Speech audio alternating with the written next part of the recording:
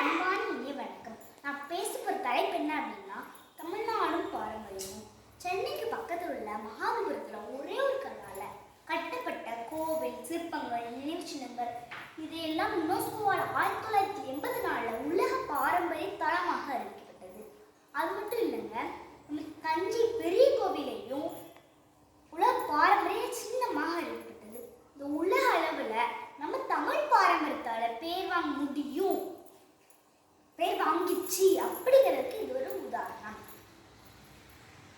ஒரு நாள் தமிழ் கவர்மெண்ட் ஏன் தைப்பொங்கல் அன்னைக்கு 4 நாள் விடுறாங்க.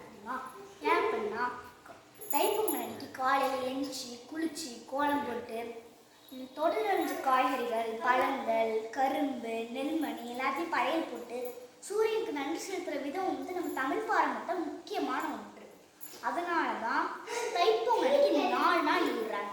அந்த அரைவாழைக்கு தமிழ்நாடு அப்படின்னு சொல்லி ஏன் சொல்கிறாங்க அப்படின்னா, நம்ம வீட்டுக்கு ஒருத்தவங்க வாராங்கன்னா வாங்க உட்காருங்க, சாப்பிட்றீங்களா, தண்ணி குடிக்கீங்களா அப்படி நம்ம சிரிச்ச முகத்தோட நம்ம கொடுக்குற விருந்தோம்பல் தான் நம்ம தமிழ்நாட்டின் மிகப்பெரிய அடையாளமே. வேற எந்த இனத்திற்கும் மொழிக்கும் இல்லாத பெருமை தமிழுக்கும் தமிழ் மொழிக்கும் உண்டு. ஏன் அப்படின்னா மனிதர்களுக்கு தான் பேசணும் அப்படின்னு சொல்லி இல்லை. காட்டில் படம் எவ்வளவு முல்லை செடிக்கு தன்னோட தங்க தேரை கொடுத்து பாரி வள்ளல், முல்லைக்கு தேர் கொடுத்த பாரி வள்ளல் பிறகு நாட்டுக்கு தமிழ்நாடுங்க. காட்டில் குளிரில் நடுங்கிட்டு மயிலுக்கு தன்னோட போர்வை போர்த்து விட்டு வந்தது பேகல், அந்த பேகல் பிறந்த நாட்டுக்கு தமிழ்நாடுங்க. ஒரு நெல்லிக்கனி சாப்பிட்டா நீ இந்த நாடு வாழலாம் தெரிஞ்சோம், அத்தான் சாப்பிட்ற விட தமிழ் வளர்க்கக்கூடிய அவ்வை சாப்பிட்றது தான் சரி அப்படின்னு சொல்லி அவ்வைக்கு கொடுத்து நட்புக்கு இலக்கணமா இருந்தார் அதிமன் பிறந்த நான் நம்ம தமிழ்நாடுங்க. ஒரு ஜல்லிக்கட்டுக்கு பெரிய போராட்டமே நடத்தணுமே, ஏன் நடத்தணும்? மாட்டுக்காண்டியை நடத்தணும், நம்ம உயிரே போனோம் பரவாயில்ல, ஆனால் நம்ம தமிழ் பாரம்பரியத்தை விட்டு கொடுக்க கூடாது அப்படிங்கிறதுக்காண்டி தான் நடத்தணும். இந்த உலகத்துல எல்லா நாட்டிலையுமே மஞ்சள் கிருமி நாசினி, ஜீரகம் உடம்பு நல்லது, தேங்காய் உடம்பு நல்லது அப்படின்னு பெரிய பெரிய ஆராய்ச்சி பண்ணி தான் கண்டுபிடிக்காங்க. ஆனால் நம்ம தமிழர்கள் அப்படி இல்லைங்க. நம்ம தமிழர்கள் உணவே மருந்து, மருந்தே உணவு அப்படிங்கிற முறைப்படி தினமும் சமைக்கிற சாப்பாட்டில் ஜீரகம், மஞ்சள், தேங்காய் எல்லாத்தையும் போட்டு சமைப்பண்ணி சாப்பிட்றாங்க. நம்ம தமிழ் பாரம்பரியத்தை பற்றி பேசும்போது தமிழ் மொழி பற்றி பேசாமல் இருக்க முடியாதுல்ல. இந்த உலகத்தில் ரொம்ப பழமையான தொன்மையான மொழி அப்படின்னா அது நம்ம தமிழ் மொழி தான். நம்ம தமிழ் மொழி ஒரு செம்மொழி. இந்த உலகத்தில் ரொம்ப புகழ்பெற்ற திருக்குறள். அந்த திருக்குறள் இல்லாத அப்படின்னு எதுவுமே இல்லை. நட்பு, அன்பு, நல்லொழுக்கம், கல்வி, அறிவு அப்படின்னு சொல்லி எல்லாமே அடங்கினது தான் திருக்குறள். இந்த திருக்குறள் பிறந்த மொழி நம்ம தமிழ் மொழி தாங்க. இந்த உலகத்தில் பல மொழிகளுக்கு தாய்மொழி நம்ம தமிழ் மொழி தாங்க.